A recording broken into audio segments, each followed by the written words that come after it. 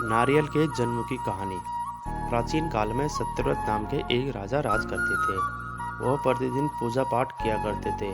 उनके पास वैसे तो किसी भी चीज़ की कमी नहीं थी। वह धन दौलत से लेकर हर प्रकार की सुविधाओं से संपन्न थे। हालांकि इसके बावजूद भी राजा की एक अभिलाषा थी जिसे वह पूर्ण करने की चाह रखते थे। दरअसल राजा को किसी प्रकार से स्वर्गलोक जाने की इच्छा हुई। वो अपने जीवन में कम से कम एक बार स्वर्गलोक के सौंदर्य को देखना चाहते थे, लेकिन उन्हें इसका मार्ग पता नहीं था। उधर दूसरी तरफ ऋषि विश्वामित्र अपनी तपस्या के लिए घर से बाहर निकले। चलते चलते वह अपनी कुटिया से काफी आगे चले गए थे। काफी समय बीत गया लेकिन वह वापस नहीं लौटे। इस कारण उनका परिवार भूख और प्यास से तड़प रहा था। राजा सत्यव्रत को जब यह पता चला तो उन्होंने ऋषि विश्वामित्र के परिवार के पालन पोषण की जिम्मेदारी ले ली। कुछ समय बाद जब मुनिवर वापस लौटे तो उन्होंने अपने परिवार को कुशल देख काफी प्रसन्न हुए। उन्होंने पूछा कि उनकी अनुपस्थिति में किसने उनकी देखभाल की। इस पर ऋषि के परिवार वालों ने बताया कि राजा ने उनके पालन पोषण की जिम्मेदारी उठाई थी।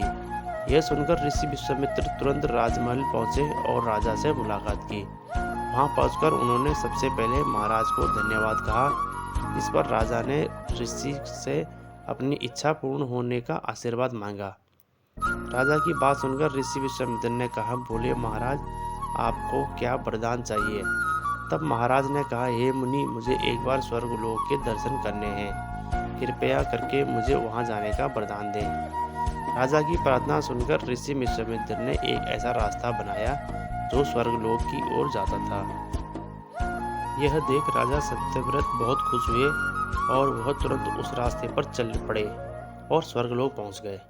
वहां पहुंचते ही इंद्रदेव ने उन्हें नीचे धक्का दे दिया, जिसके कारण वो सीधे धरती पर जा गिरे। राजा ने सत्यव्रत से तुरंत सारी घटना ऋषि विश्वामित्र को बताई। राजा की बात सुनकर ऋषि विश्वामित्र गुस्से में आग बबूला हो उठे। उन्होंने तुरंत सभी देवताओं से इस बारे में बात की और इस समस्या का हल निकाला, जिसके बाद राजा के लिए एक नया स्वर्गलोक बनाया गया। नए स्वर्गलोक को पृथ्वी और देवताओं के स्वर्गलोक के बीच स्थापित किया गया ताकि किसी को कोई परेशानी न हो। नए स्वर्गलोक से राजा सत्यव्रत तो बहुत खुश हुए, लेकिन मुनि विश्वामित्र को एक चिंता लगातार सता रही थी। उन्हें डर था कि नया स्वर्गलोक कहीं जोरदार हवा के कारण गिर न पड़े। अगर ऐसा होगा तो राजा सत्यव्रत दोबारा से धरती पर जा गिरेंगे। काफी सोच विचार के बाद ऋषि विश्वामित्र को एक उपाय सूझा। उन्होंने नए स्वर्गलोक के नीचे एक बहुत लंबा खंभा लगा दिया ताकि उसे सहारा मिल सके। ऐसी मान्यता है कि नए स्वर्गलोक के नीचे लगाया गया खंभा एक विशाल पेड़ के तने के रूप में बदल गया।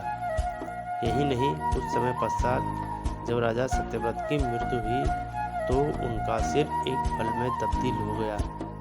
तभी से इस खंभे को नारियल का पेड़ कहा जाने लगा, जबकि राजा का सिर नारियल के रूप में जानने लगा। यही कारण है कि नारियल का पेड़ इतना लंबा होता है।